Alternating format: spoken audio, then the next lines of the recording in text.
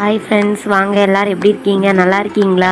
சேனலில் வீடியோ போட்டு ரொம்ப நாள் ஆகுது. அதனால தான் நம்ம சேனலில் இன்றைக்கி ஒரு வீடியோ அப்லோட் பண்ணியிருக்கேன். என்ன வீடியோன்னு பார்த்தீங்கன்னா, நம்ம எடேர்காடுன்னு சொல்லிட்டு ஒரு ஊருக்கு போக போகிறோம், பெரியம்மா வீட்டுக்கு.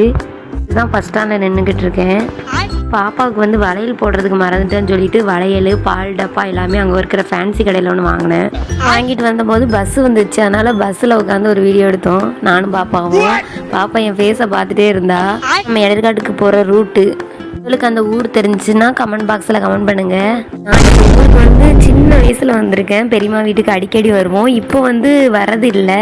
அப்புறம் 15 வருஷம் கழிச்சு இப்போ தான் இந்த ஊருக்கு வரேன். அதுதான் நம்ம பெரியம்மா.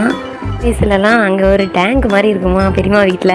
அதனால் நீ சாப்பிட்லன்னா அந்த டேங்க்குள்ள உனக்கு பிடிச்சி போட்டுரும் அப்படின்னு சொல்லுவாங்க. அதெல்லாம் எனக்கு நினச்சி பார்த்தாலே சிரிப்பாக வந்துச்சு. அந்த டேங்க் இன்னுமே இருக்குது.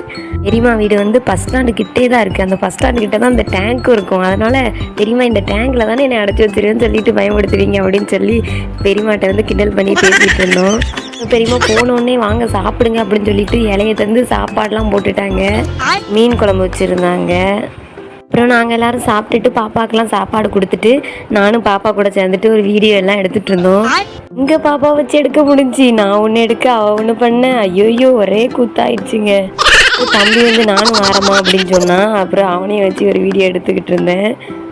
ஆனால் அவன் என் பூவெல்லாம் பிச்சு எரிஞ்சிட்டா.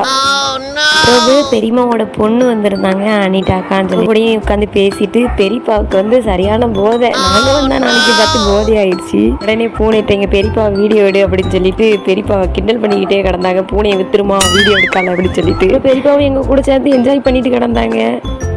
ஒன்றா உட்காந்து பேசிகிட்டு இருந்தோம். ஏன்னா 15 வருஷம் ஆயிடுச்சுல. நாங்கள் வந்த அன்னைக்கு தான் அசனம் வேறு.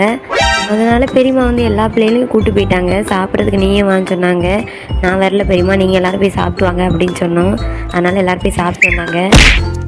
அப்புறம் நைட்டு வீட்டுக்கு கிளம்பியாச்சு. பஸ்ஸு வேறு வரல. பஸ்ஸுக்கு வர்றதுக்கு 1 மணி நேரம் ஆகிட்டதுனால வெயிட் பண்ணி போகிற மாதிரி இருந்துச்சு.